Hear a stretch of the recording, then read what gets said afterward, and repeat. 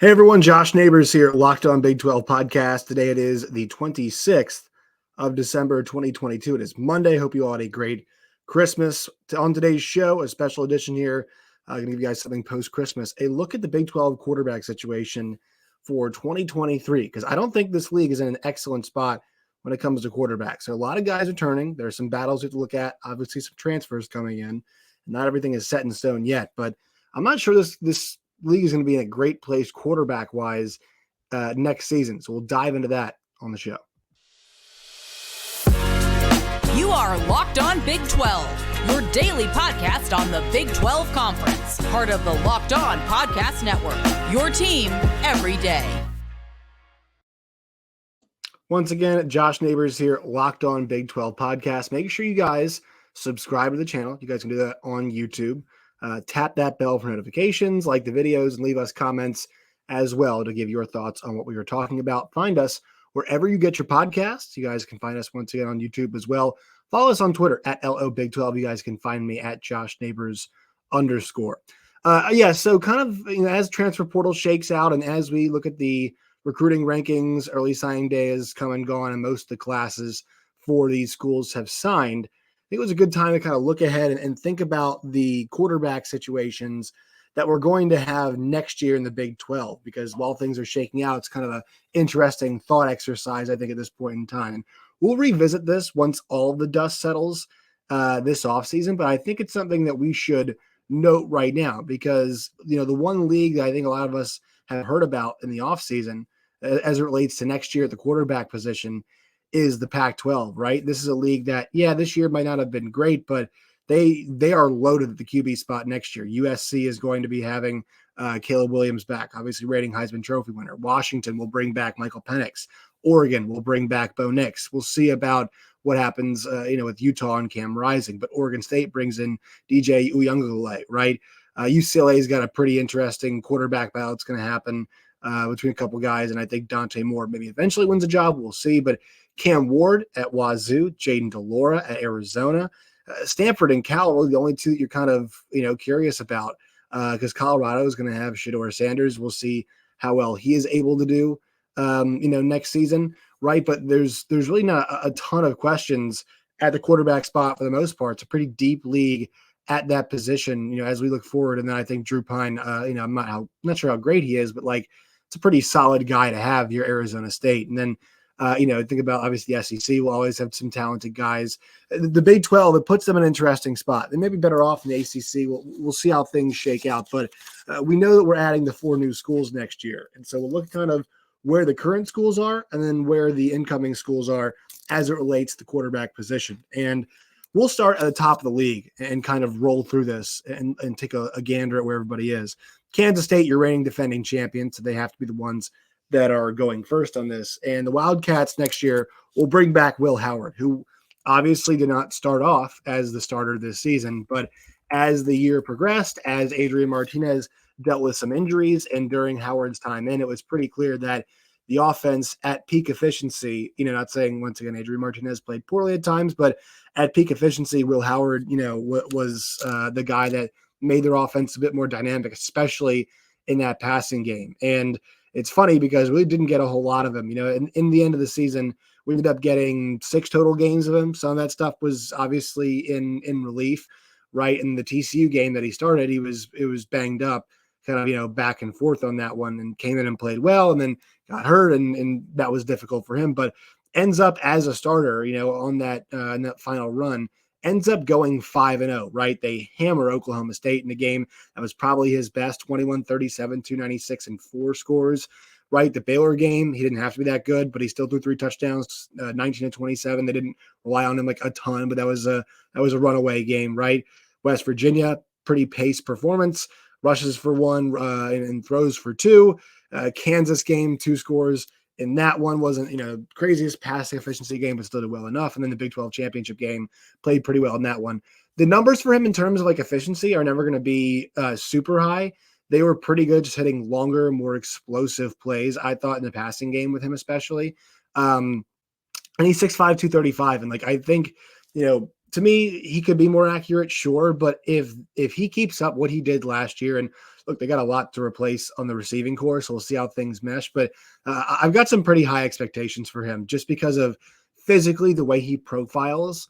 And, in terms of like what you want NFL quarterback to look like, how he looked throwing the football, and also his confidence in Colin Klein's offense. If you put all that together, it's a pretty, people say I've been anti-Kansas State. I mean, for as much as they're replacing, we all say quarterback is usually the most important position in all of sports. They've got a guy that they've got a lot of confidence in. I think a guy who's got a lot of confidence in himself right now. Alabama should be an interesting test, depending on how long we'll see Will Anderson and some other guys have opted out. But still, I think generally speaking, it's a nice test. See how a guy operates when he's got a long period of time to prepare, right? And the defense will have a long period of time to prepare for him. So it's a bowl game. Kind of wonder, hey, how much do we read into that? But if you look at the overall body of work, while it is small, the developments and way things look, I mean, the guy is a Big 12 championship winning quarterback, right? That is, it wasn't like he was carried there either. He was a huge part of why that is the case. So K-State in a good spot. Will Howard obviously there. TCU, you think about Max Duggan moving on and you say, obviously not excellent, right? You think from a quarterbacking spot, the guy who finished number 2 in the Heisman Trophy voting this year. But I think about it and I kind of realize, Chandler Morris still there, won the job last season, right? He won the job in the offseason. Like, we think Garrett Riley and Sonny Dykes are pretty good evaluators of talent. And if that is the case, then Chandler Morris should do pretty well. Right now, I'll say this. I didn't think that I wasn't very high on TCU starting off the year, but I didn't think that was the best quarterback competition in the world. Nice to have 2 pretty decent guys. I mean, we've seen a lot of teams in this league that don't have the depth, but I don't know how good Chandler Morris is. We really haven't seen him a whole lot. But if he was good enough to beat out a guy like Max Duggan in practices, it means a couple things. Number one, Max Duggan might not be the best practice player, right? If they had a whole offseason and Chandler was a guy, it could have been pretty close, right? I mean, it could have been really, really close, and they just end up going with Chandler and whatnot. But you're kind of wondering, okay, what does this look like? There's going to be some turnover on the offensive side of the ball, obviously. But this staff had such a magical run, such a great year. All right, they're really going to have to get down to work in a different way next season. But with that being said, if you're TCU, you do hold on to the fact that, number one, it's a desirable place to play now. So you're going to be able to fill roster spots, whether it be recruiting, top 20 class, or whether it's transfer portal. You're going to be able to do that a bit easier. Now, for them, the problem is they're getting a later jump on it than a lot of schools are, especially portal-wise, just because they got so many spots filled. We see how many guys want to leave after the playoff happens. So it's kind of a weird dynamic that's happening there on that front. But, I think we got some confidence in what that situation would look like, just because it is a guy who won the job before. And, it was a good situation, I think, for him with all the weapons they have. We'll see if they can replace a lot of those weapons. So it's a big TBD. The next one, the Texas Longhorns, and we're not going in the order of how obviously good the solidness, solidity of the jobs. We're going on really where these schools finish in the league. So Texas next, to me, I've mentioned this before, and I'll say this again. Quinn Ewers needs to be the guy next year, full off season, number 1 guy, no doubt about it. Arch Manning is coming in. I think because of the level that he played, I think it was 2A, whatever it was. I think because the level he was at, there is an expectation that the transition is going to be not rocky, but it's going to be a bit longer than you expect. Super talented kid, so you could just make the transition pretty easily. I would say this. I think Malik Murphy as a number 2 option, or even as a guy to push Quinn Ewers in camp, is the way they should handle this, because that team's strength towards the end of the season was not its quarterback play. As good as Ewers looked at times, that team's strength was running the football. It was Bijan Robinson. It was Roschon Johnson. It was stopping the run. And I think, running the football, stopping the run, and making enough plays in the passing game. So as much talent as coming in they got now, I think they're, once again, try to run the football, but because they're losing Roschon and Bijan, that makes it difficult, but they still got a lot behind him, and the offensive line play, it got a lot better this year for the Longhorns. That's something to look forward to. And then Ewers is, all right, give him some time to develop, give him some time to grow. Yeah, did it feel like he was regressing at the end of this year? Sure, but it's also his first full year as a starter, right? And they had a lot of turnover at that position. There were some games where I didn't necessarily think it was, it was on Quinn Ewers for the way things were going. he was really good, really strong when it came to being on script, not good off script, but that was a lot of the Texas offense this year. That was a lot of Texas offense last year too. So that's more of an overall team thing they've changed. But look, you're talking about a quarterback room, Arch Manning, Malik Murphy, and also, with Quinn Ewers, like that's pretty good talent wise where you want to be in. And look, let's see how they play this in the offseason about how they handle this. Is Malik Murphy a guy that maybe we see step in the transfer portal in spring? Because I think with how long he's been there now, like it's getting to the point where I think Malik Murphy can probably, he's getting close to the point where he could go and play, right? One full year there and ran a lot of scout team stuff, was asked to do a ton of different things for them. And I know, obviously to get a lot of starts, but like because of the talent level that this guy was, he was an Elite 11 type guy, Elite 11 finals type guy. Like this is a very, very exciting player. And so, does he push Quinn because of his ability to run the football? Do they also want him, in the competition, right? They want to see that dynamic. They want to use him some more actually in next year. Does he hit the portal? I think it's a big question with Malik Murphy because of his ability and what we think that he can maybe do. But Quinn Ewers flashed a lot and had a lot of rough moments. I think that's also something that is a part of him not playing football really since that final year at Lake Travis, right? I mean, he was when he was there, like it wasn't a guy wherever the hell he went. I forgot, not Lake Travis, whatever school he went to. But like that's something that we didn't see him play very much. Didn't play at Ohio State, right? So with him moving on, him taking that next step, and that being the first year, like there were some moments that were good. And people forget this. I mentioned this a lot. That Iowa State game was the first game he played all 4 quarters in.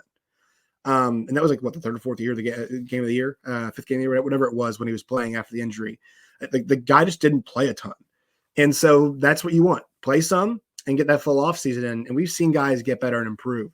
You go down the list, Oklahoma State, Garrett Rangel, and also Gunnar Gundy. This is a situation now where Oklahoma State probably needs to bring somebody in from the outside.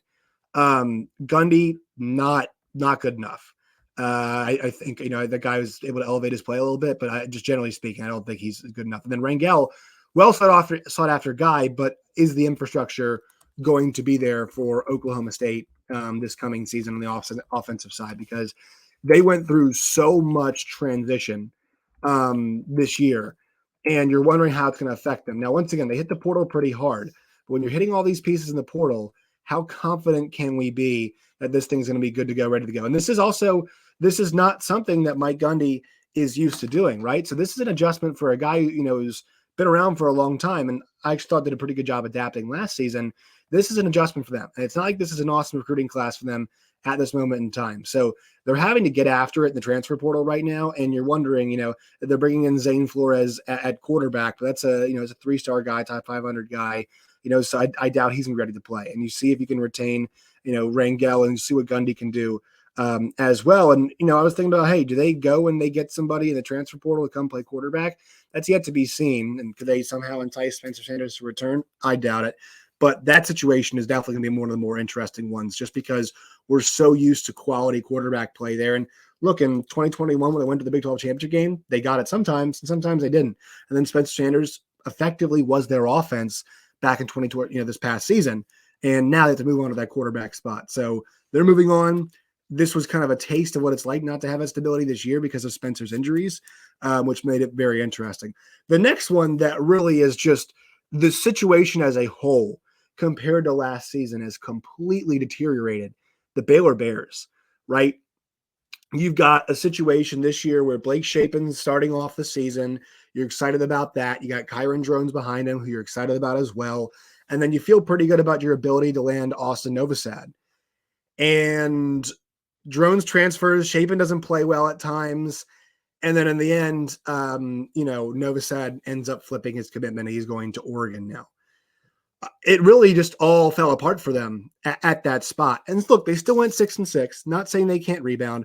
And I will say this, I was skeptical of Blake Shapen in year one as a starter because once again, it was year one as a starter. These guys are still 18, 19, 20, 21, 22, now 23, 24-year-old kids. But like you saw it with Spencer Sanders, even from a year where he was first team all Big 12, And the quarterback of a team that was in the Big 12 championship game last year, still he was a game manager at times and wasn't good enough and turned the football over a lot. And then this year finally became this great player. Another example of this. Max Duggan, same thing, played a lot of football and even lost the job, as we mentioned, and going to the camp and plays, and the guys believe in him. And he's the second guy in the Heisman Trophy voting. So that is the one thing I think we forget. Like NFL, sure, the evaluation process goes it's going to be going a bit quicker. And at this, I feel like at times in college, we are way too quick on some of these guys. And I'm wondering if Blake Shapen has fallen victim to that. His decision-making was very bad at times. There were a lot of games where his decision-making was not good enough. But that team, to me, running the football is good enough. And I think it's all about how does Shapen and this group of playmakers, which are fast, which are exciting, which are good, how do they move along? They got a lot to do on the offensive line. But that means they're going to have to put more on the quarterback next year. So I'm not quitting on Shapen at all. I just think because of the season that they had relative to expectations, and then we're actually going to talk with Drake Toll coming up this next week about this from Locked On Bears. I think overall we're super disappointed, and we're having a conversation about moving on from him. Now, if Kyron Drones is still there, sure, we can talk about it. If Austin Novosad's in the room, maybe we talk about it, but they're not there. So Baylor's quarterback situation, there's not as much depth. We were maybe talking about, hey, giving Kyron Drones a chance. None of that. That's not going to happen because of where we are in this spot. All right, next, Kansas. The Kansas Jayhawks. Jalon Daniels is back and missed a lot of the year, but to have a guy like that come back, this was the guy that I could have seen hopping in the transfer portal and getting a bag, but they keep him at Kansas, which is obviously very big for them to be able to do that. So keeping Jalon Daniels in the fold for them was a massive thing. And for a guy who, has come from California, has been able to mesh with his coaching staff and to be as electric and explosive as he was, he now gives Kansas a great chance to win a lot of football games. Now, I know he wasn't great there towards the very end, but when you have a player like that who is as dynamic as Jalon Daniels is, as good of a runner, as good of a thrower, and as good of a leader as he is, it's going to give them a great chance. TCU is a great team this year, and I think TCU was giving Kansas their best shot, and it sucked to see him go down. Then Jason Bean comes in and does a great job. But I thought Jalon Daniels would have a chance in that game to go blow for blow. And we saw it in the Duke game, what a tremendous game he played. And look, Duke had an awesome year, ACC Coach of the Year, Mike Elko. Turns out that's a really good football team. And in that game, he completed 83% of his passes for 324, 4 scores, ran for 83 yards, 11 carries, and a touchdown. That's the kind of guy he is. The Houston game, the rally in that game, tremendous. He was awesome in the West Virginia game as well. This is a guy that is a playmaker. I mean, this in Oklahoma, right? And I guess Kansas State too.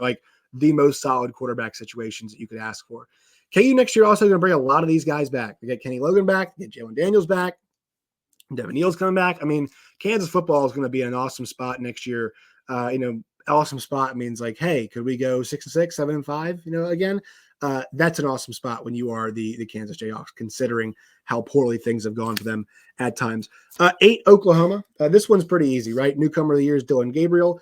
It's funny because this is one of the 3 most solid quarterback situations in the league. Oh, I skipped Tech. We'll revisit Texas Tech in 1 second. Dillon Gabriel, that's about as solid as you can get. It's good to see him back, off the injury.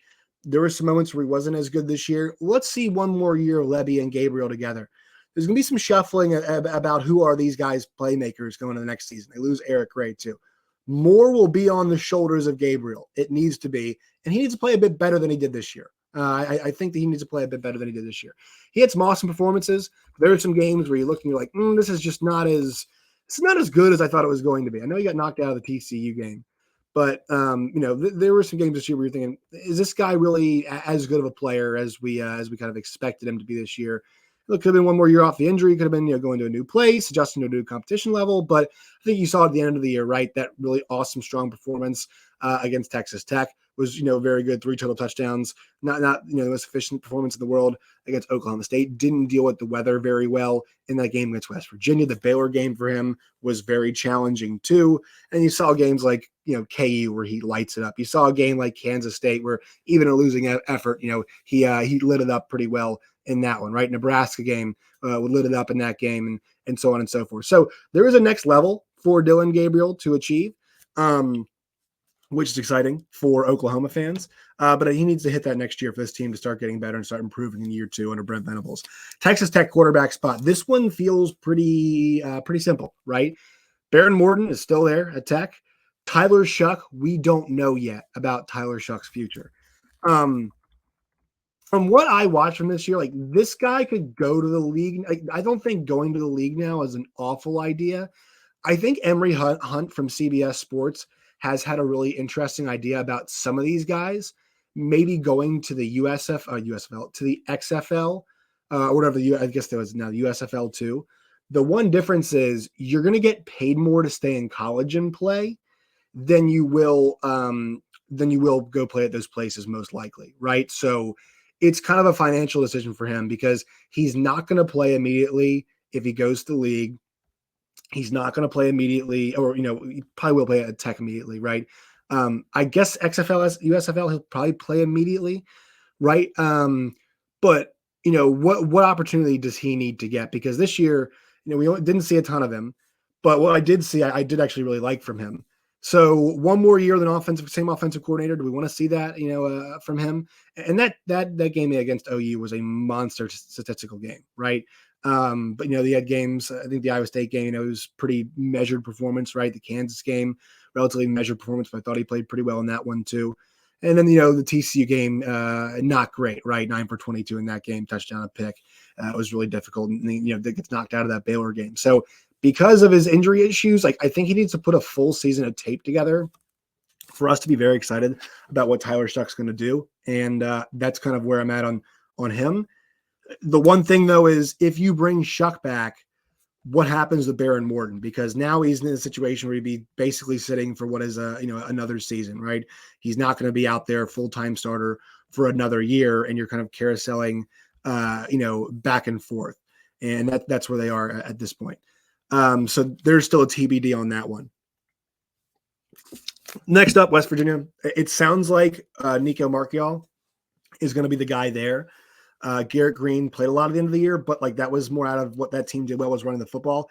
This could be what happens again next year, but I think because they've invested so much in Marchiol, and this is what our friend Mike Kazaza told us from Ear Sports, that he is going to end up being the guy for them next year. They've got a whole lot to deal with, though. So I don't know if Marchiol year 1 as a starter, it's going to go particularly well for him, but that feels like the plan there. And then look, for Iowa State, I feel like Hunter Dekkers should get the nod next year. He was really bad. He was horrific at times. And I know people are going to say, man, I kind of want to move on from that. But Bill Howard was really bad at times too. And this guy got the keys to what was a pretty bad offense, had one really good player that he fed a lot, and that was about all he did, right? So that is where this team was from that offensive standpoint this year.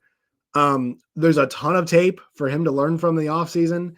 And there's a ton of growth, and he does have a strong arm, and the decision-making has to get better. So I guess the good thing for him is we've identified pretty easily what he has to change to go and get better. Now they bring in J.J. Cole, who's a top 150 kid, right? Number 12 quarterback in the entire country. And they bring, he's a homegrown kid in Iowa, right? So this is somebody else that they bring in.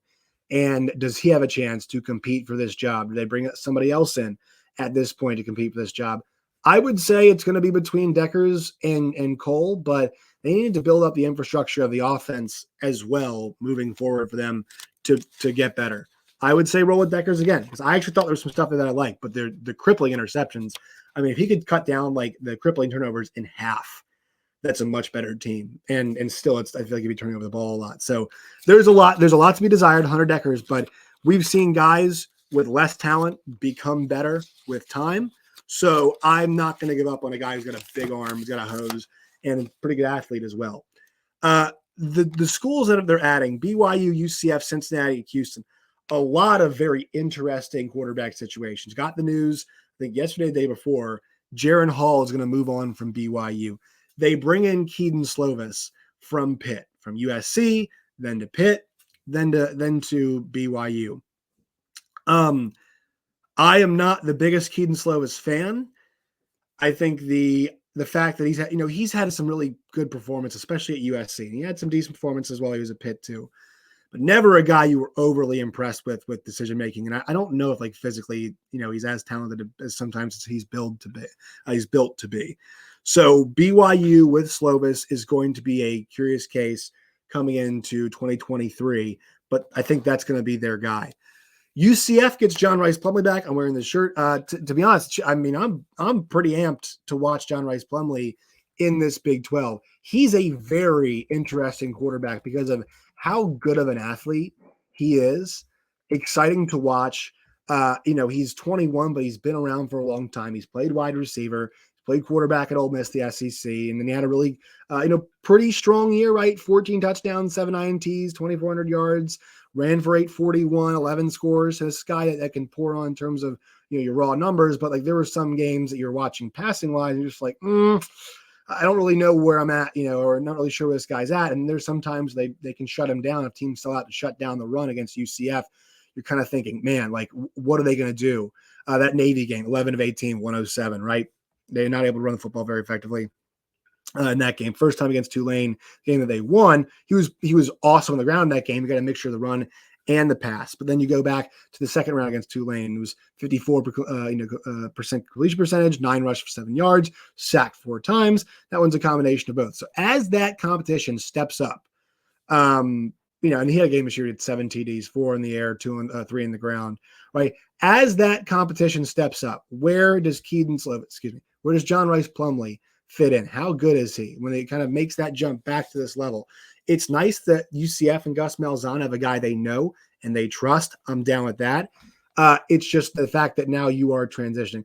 I think UCF's going to fit right into the Big 12. I think they're going to do great because they're in Florida. I think now that they're, Central Florida, a Power 5 school, either transfers or recruits who want to stay close to home can come there. And if they maintain Gus Malzahn as a coach, I mean, that guy's about as proven of a coach as you can find. A guy who beats Saban, a guy who's got a national championship as an offensive coordinator, a guy that took a team to the national championship as a head coach. I mean, this is a guy that has got a ton of success as a coach. His credentials, bona fides are there.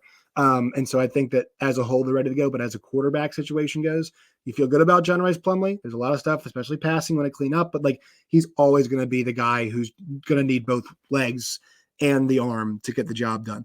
Cincinnati brings in Emory Jones, and they've still got Evan Prather.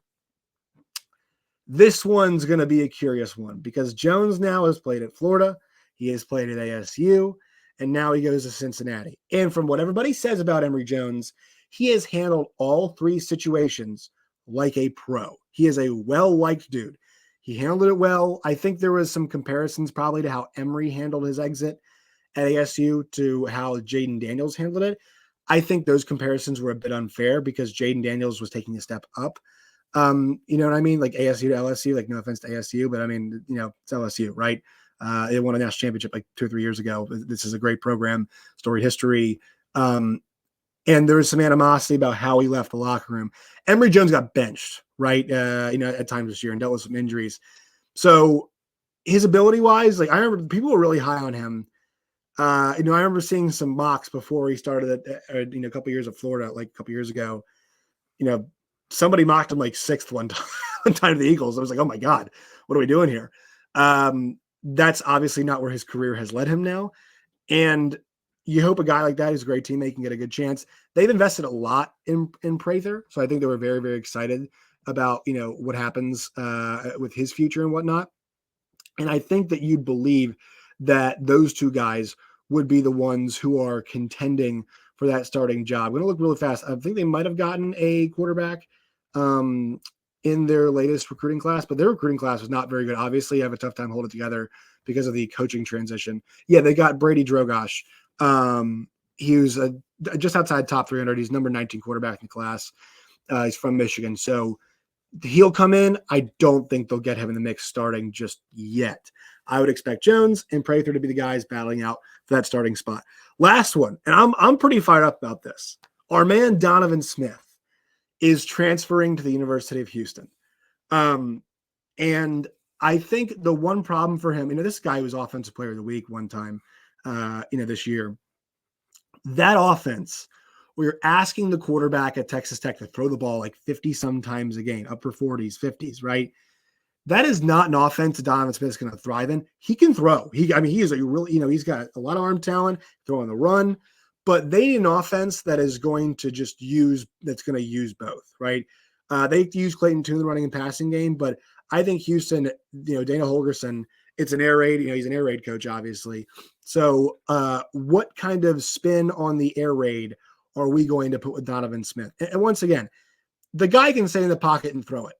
But that's not the best usage of Donovan Smith at all. I think we all realize that. Moving him around on the run throws, off platform, he's got a cannon for an arm, getting the running game, all that kind of stuff is how you want to use it. And I think they got some talented guys still left in that team, and they're losing some.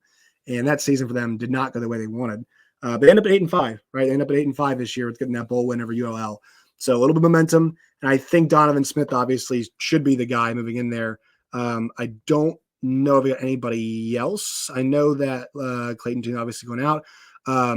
Lucas Coley is a guy they brought in there. So I guess Coley versus Smith. We'll see where they go with that job. But that appears to be the battle there. I think Donovan Smith, though, he's good enough to start somewhere. So I think there's probably some thoughts about who's going to be the guy. I would assume it is going to be Donovan Smith coming in there. And I think, let's see, they bring Coley in. I'm not sure if it was from a recent class to class before, but they bring him in there, and I think that'll be the battle. So, this is why we kind of started this conversation, is that you think about the top names. This is kind of where we can take stock and go to the top names. Will Howard is a top name, and here's the problem with Will Howard. Like him, he's really good, but like the guy's played, recently at least at his top level. He's played 6 games. He's played more than that. He's struggled more than that. But like we've seen peak efficiency Will Howard now for 6 games. And that is the huge struggle, is knowing like, okay, what happens when he's going to have to start making adjustments? Because it's going to come. I think he can do it, though. I think he can do it. When other top guys are going to be like Jalon Daniels, really good player, obviously season cut short at Kansas. Dillon Gabriel, quarterback of a 6-6 team, right? So those another top guy. John Rhys Plumlee, right? I mean, another guy who's considered a top guy. We don't know about Tyler Shuck yet, so I'll toss him there if it happens. Quinn Ewers, right? He's going to come back. We think he's going to start, but it didn't look that good this year. Blake Shapen certainly didn't look that good. We were questioning it. Hunter Deckers, we know the story there. See what I'm saying? Like this league right now is not at a spot where, or this league, the Big 12, not at the spot where you're feeling super great about quarterbacks and where everybody is. With the amount of quarterback movement now that we have, though, I think a lot of leagues are in that spot. But as we head into 2023, a lot of these schools need to figure out their quarterback situations. And some of the schools that we're used to seeing around or towards the top, right? I think kind of conventional wisdom says like Shuck comes back. And I think a lot of people are high on Tech next year for that reason. We'll see what happens there. But I think so much of next year is going to depend on how good the quarterback play was. And I know it's pretty easy to say, but think about it 2 years ago, that was not the case, right? The case was in the 2021 year, was your quarterback play good enough? Could you run the football? And how good was your defense? That's the reason. There's the reason why that we saw Baylor against Oklahoma State in that Big 12 championship game. Now we're asking the question of how good, and it's changed this year, right? Max Duggan, Will Howard were great there towards the end of the year. And Texas lost a couple games there towards the end of the year because quarterback play was not good enough. Namely, that Oklahoma State game is the one that we kind of point to, right? So Baylor not close enough to win at all because of quarterback play. Texas Tech was in the area, but they were shuffling quarterbacks. So to me, it was such a big decider in how this league played out this year. I think it will be next year because there's so many question marks. That's why I think a lot of people like Kansas State next year is no matter how much they're losing, you're happy that Will Howard's back. You'll favor Oklahoma because, well, it's OU and they've got Dillon Gabriel. I know that's kind of a more sure thing. You'll lean towards Texas because Quinn Ewers probably should make the jump next season. Jalon Daniels will be one of your, you might pick them 6th or 5th in the league because you trust Jalon Daniels as a quarterback. That's what's going to be fascinating about next year. And I'm also fascinated to see how the offenses of the schools just joining the league are going to adjust. That's what makes next year so fascinating for the first season for those schools.